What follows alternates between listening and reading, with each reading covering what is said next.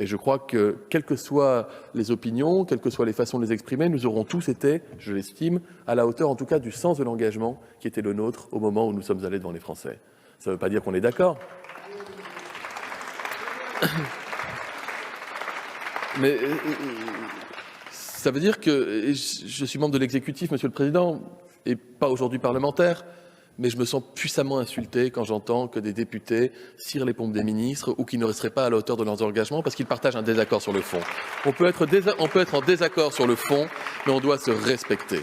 De la même manière, les procès outranciers en rupture de l'état de droit en fin de la Constitution, ou je ne sais quel, délire complotiste sur le vaccin qui donnerait le sida ou le Creutzfeldt-Jakob n'ont pas sa place, en mon sens, dans l'hémicycle, et en même temps, les parlementaires sont là pour représenter dans leur diversité la diversité des opinions qui s'expriment dans la population française. Et c'est justement le propre de la démocratie que de ne pas empêcher un représentant du peuple de s'exprimer.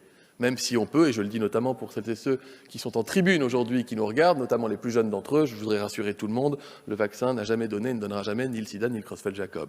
Il faut rétablir le fait scientifique. Chacun ici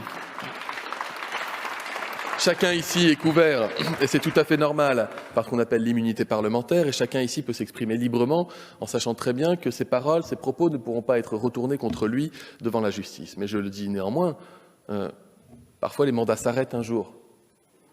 Et parfois, celles et ceux qui continueront de tenir ces propos-là seront alors susceptibles d'en rendre compte devant la justice. Je le dis pour Madame Bonner.